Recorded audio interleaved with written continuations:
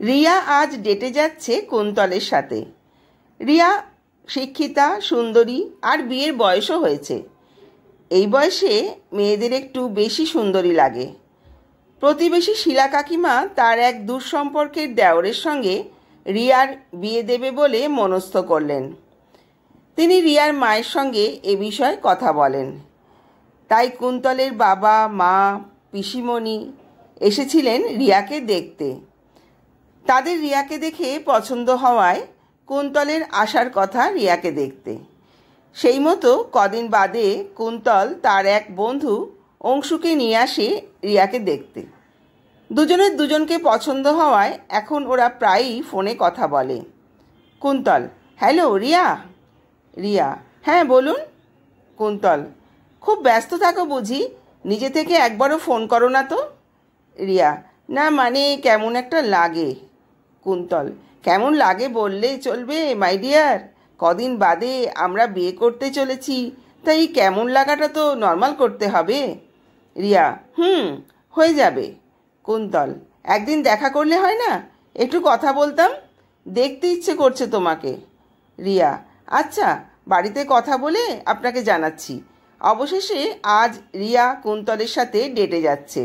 দেখা হবে Minto square পার্কের সামনে। কুন্তল অফিসের কাজ সেরে বেশ কিছুটা আগেই চলে এসেছে।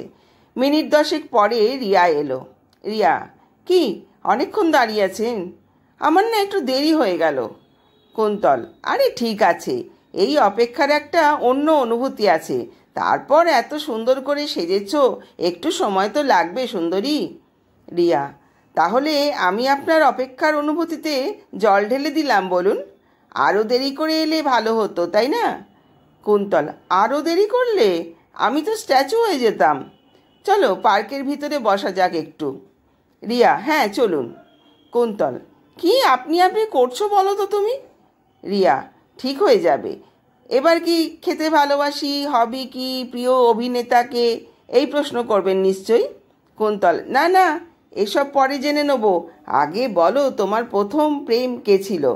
তোমার মতো এত সুন্দরী একটাও প্রেম করনি, এটা মেনে নিতে একটু কষ্ট হচ্ছে।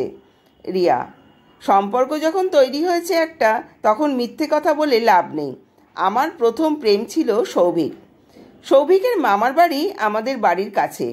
এক সরস্বতী পুজোয় ওর সাথে আমার আলাপ। পড়াশোনায় বেশ ভালো, তখন MBA করছিল। আমার এক বান্ধবীর মাধ্যমে সৌভিকের সঙ্গে আলাপ হয়।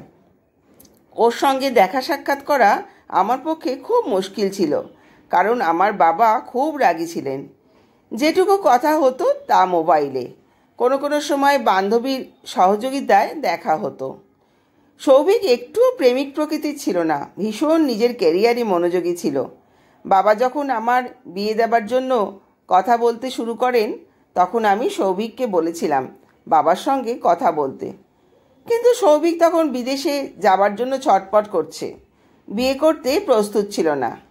তাই সম্পর্কটা আর এগিয়ে নিয়ে যাওয়া গেল না। তবে আমরা পরস্পরকে খুব ভালোবাসতাম, কিন্তু পরিস্থিতি সাথ দিল না, এই আর কি। তোমার প্রেম? কুন্তল: আমি প্রেম করার মতো সময় পাইনি। পড়াশোনা শেষ করে চাকরি, আর চাকরিতে সেটেল হয়ে বিয়ে, এটাই ভালো। সমস্ত ভালোবাসা তোমার জন্য তোলা আছে। চলো তাহলে বাড়ি ফেরা যাক। আর একটা কথা, বিয়ের কেনাকাটা, কার্ড, এগুলো তোমাতে আমাতে একসঙ্গে পছন্দ করে কিনে নেব, ঠিক আছে? রিয়া: ঠিক আছে। কদিন পরে কুন্তল ও রিয়া একসঙ্গে বেরিয়ে জামা কাপড় সব কিনে নিল। বাকিটা রইল শুধু গয়না কেনা। কুন্তল: রিয়া, সামনের রবিবার সোনার দোকানে গিয়ে গয়নাগুলো কিনে নেব, কেমন? রিয়া: ঠিক আছে। একদিন সন্ধেবেলায় কুন্তল চায়ের দোকানে চা খাচ্ছে। হঠাৎ ফোনটা বেজে উঠল। কুন্তল: হ্যালো, কে বলছেন? অপর প্রান্ত থেকে উত্তর এলো, ওই আপনি বলছিস কাকে?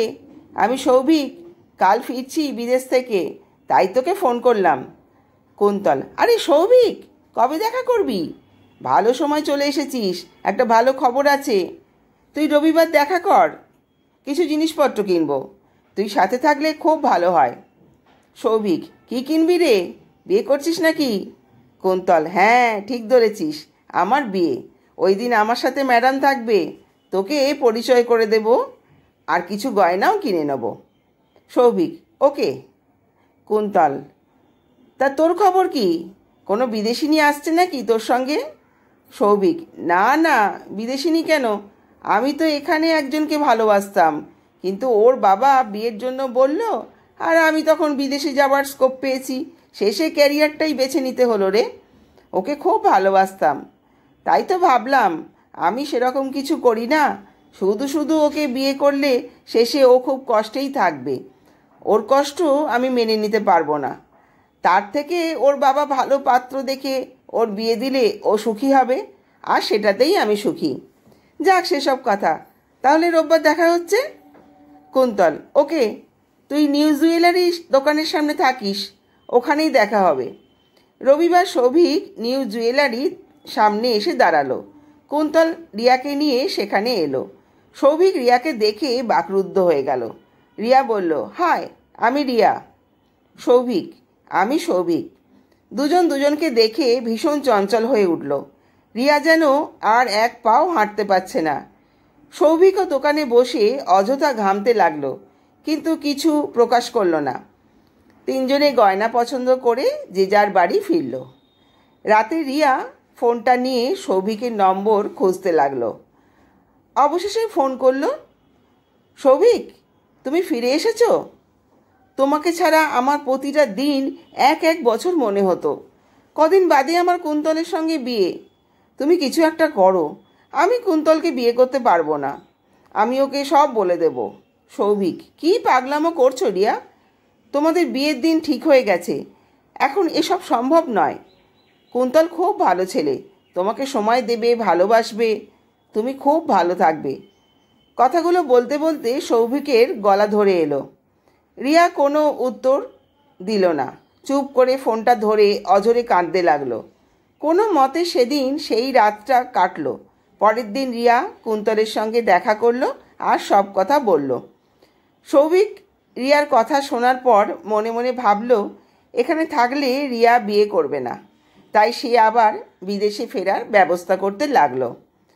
কুন্তল রিয়ার কাছ থেকে সব কথা শোনার পর সৌভিককে ফোন করলো। কুন্তল: সৌভিক, কী করছিস? সৌভিক: রেস্ট নিচ্ছি একটু। কুন্তল: আমার বাড়ি আয় না, একটু গল্প করি। সৌভিক: না রে, শরীরটা ভালো লাগছে না, তাই বেরোবো না। কুন্তল: তাহলে তুই বাড়িতেই থাক, আমি যাচ্ছি তোর কাছে। কুন্তল সৌভিকের বাড়িতে গেল। কুন্তল: কী হয়েছে তোর? সৌভিক: না, সেরকম কিছু নয়, ফিরবো তো তাই একটু ব্যস্ত, সব কিছু গোছাচ্ছি, এই আর কি। কুন্তল: বুঝলাম, একটু কফি খাওয়া তো, তুই কিন্তু খুব সুন্দর কফি বানাস। সৌভিক: আচ্ছা তুই বস, ম্যাগাজিন দেখ, আমি কফি করে আনি। কুন্তল দেখল ম্যাগাজিনের ওপরে সৌভিকের মানিব্যাগ রাখা আছে। ম্যাগাজিনটা টেনে নিতে গিয়ে মানিব্যাগটা পড়ে গেল। হাতে নিয়ে দেখতে পায় তাতে রিয়ার ছবি লাগানো আছে। কুন্তল রিয়ার ছবিটা দেখতে দেখতে হঠাৎ সেখানে সৌভিক কফি নিয়ে ঢোকে। কুন্তল: আমাকে বোকা বানাচ্ছিস বল? সারা জীবন আমি এই বোকামির খেসারত দিয়ে যেতাম, আর তুই মহান হয়ে বেঁচে থাকতিস। তুই আমাকে বললি না কেন রিয়া তোকে ভালোবাসে? কারো কাছ থেকে কিছু কেড়ে নিয়ে কেউ কোনোদিন সুখী থাকতে পারে? তুই রিয়াকে বিয়ে করে নে, আমি সব ব্যবস্থা করে দেব। সৌভিক: এখন সেটা আর সম্ভব নয়, অনেক দেরি হয়ে গেছে, তুই এসব কথা বলিস না। কুন্তল: তুই আমাকে একদিন বলেছিলিস রিয়া সুখী হলেই তুই সুখী হবি, রিয়া তোকে বিয়ে করলেই সুখী হবে। তুই আমার কথা মেনে নে, মেয়েটাকে কষ্ট দিস না। রিয়া আমাকে সব কথা বলেছে। সৌভিক কুন্তলকে জড়িয়ে ধরল। রিয়ার সঙ্গে সৌভিকের বিয়ে হলো, আর ওদের ভালোবাসা চিরদিনের মতো প্রাণ ফিরে পেল।